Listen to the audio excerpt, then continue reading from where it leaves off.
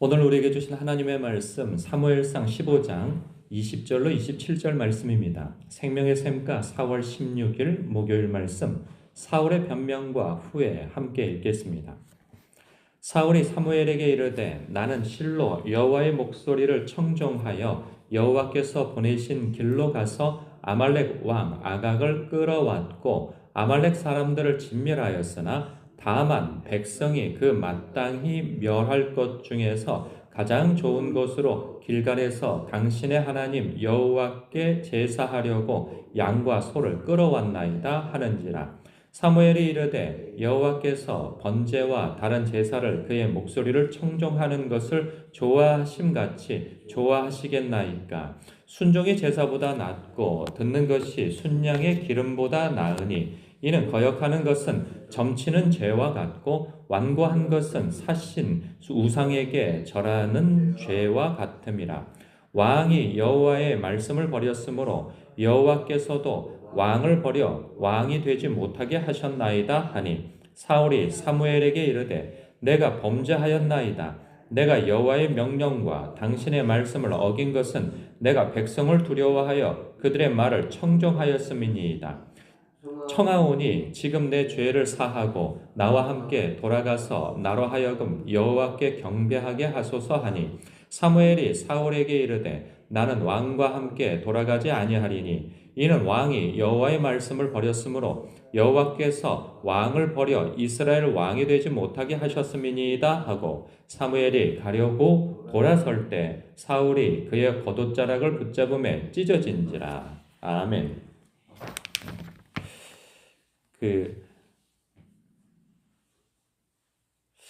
우리는 하나님의 기쁨이 되는 것이 소원이죠.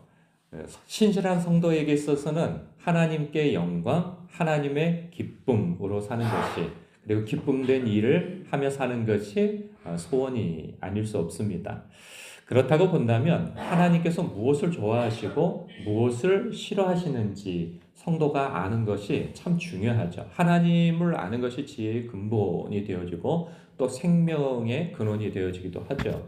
그런 면에서 오늘 말씀은요, 하나님께서 무엇을 좋아하시고 무엇을 싫어하는지 명확하게 드러나는 본문이 아닐 수 없어요. 사울은 이 변명으로 일관하죠. 그런데 그가 몰라서 이러한 불순종을 한 것이 아니고 알고도 행한 것임을 나중에 24절에서 고백을 하죠. 내가 범죄하였나이다. 내가 여호와의 명령과 당신의 말씀을 어긴 것은 내가 백성을 두려워하여 그들의 말을 청종하였습니다. 백성을 두려워했다라는 거죠. 그러니까 백성을 왜 두려워했을까요? 이게 이런 거예요. 세상을 두려워하면 하나님을 두려워하지 않게 되어지고요. 하나님을 두려워하게 되어지면 세상을 두려워하지 않게 되어지죠. 이게 이렇게 반대로 연관이 되어져요. 그러니까 사울은 하나님을 두려워하지 않았던 거죠. 그러니까 사람이 두려웠던 거예요. 왜? 그 사람이 나의 왕권의 기반이 되어진다고 생각하니까 20만 대군이나 모여서 적들을 쳤는데 그 사람들이 저마다 아니 이걸 왜 다 죽여? 왜 다 없애? 이거 소와 양과 말 이런 것들을 우리의 전리품으로 삼아서 우리에게 나눠주면 얼마나 좋아. 살림이 얼마나 보탬이 돼. 이제 이런 원성이 있으니 어차피 내가 하나님 앞에 버림받아도 이들이 나의 왕권을 지켜줄 자라고 한다면 이들의 마음이 내게서 떠나면 안 되고 나한테 서운한 마음을 가지면 안 되지 하는 생각에서 그들의 기분을 맞춰주려고 하는 것이죠. 그래서 하나님의 명령을 어기게 되어집니다. 그런 것에 대해서 하나님께서는 내가 너에게 분명히 이렇게 저렇게 하라고 명하였는데 너는 너의 유익을 챙기느라 하나님의 말씀을 듣지 않았고 지키지 않았고 너에게 돌이킬 기회를 주었으나 그 기회를 네가 붙잡지 않았다라고 말씀하는 것이죠. 그것은 곧 순종의 제사보다 낫다라고 하는 것으로 우리는 이렇게 축약되어진 말씀을 듣게 되어지는데, 그러니까 너가 제사를 지내기 위하여서 하나님께 예배를 드리기 위하여서 불순종하였다고 하는 것은 이치에 맞지 않는다. 오히려 제사를 드리지 않고 순종을 하는 것이 더 낫다라고 말씀하는 거죠. 이런 상황에서. 그렇다고 해서 제사가 중요하지 않다는 것이 아니고 하나님 우선순위를 따진다면 하나님의 말씀에 순종하는 것이 우선이라는 거죠. 그러니까 하나님의 살아계심을 인정하고 그분의 어미하심과 우리의 경외받을 분으로서 합당하다고 한다면 내가 종교적인 행위를 하기 위해서 불순종한다는 것은 하나님을 인정하지 않는 것과 같다라고 말씀하는 거예요.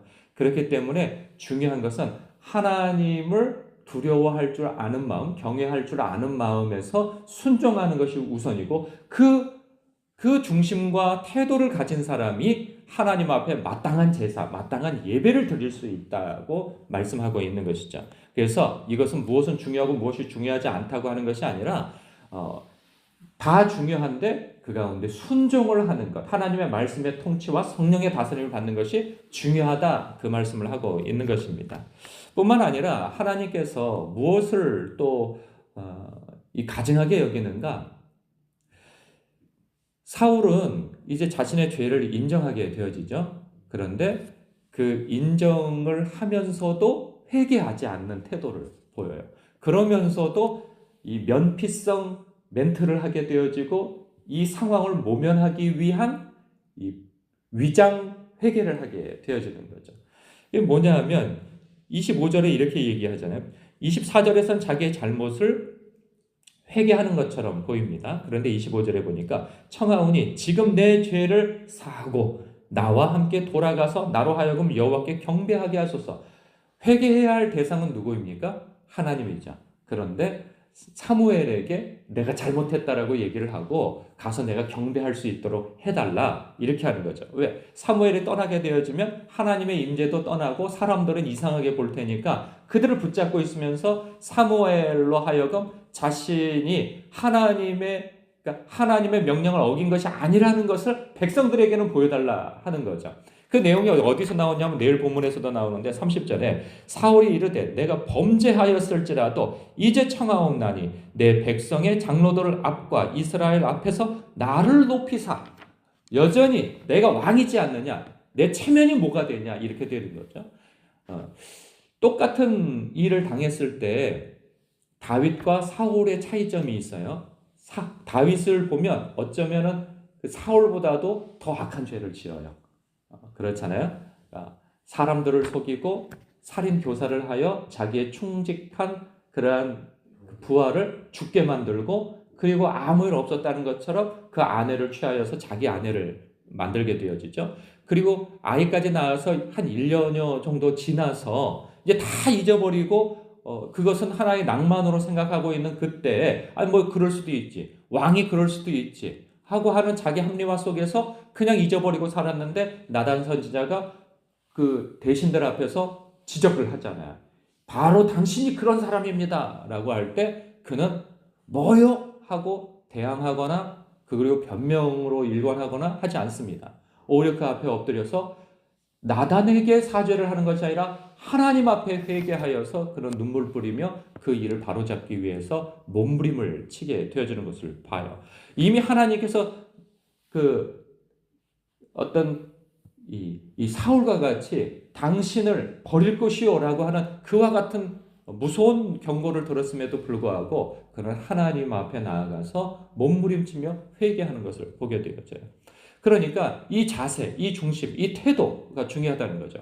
회개, 우리는 우리의 살면서도 하나님 앞에 범죄할 수 있어요.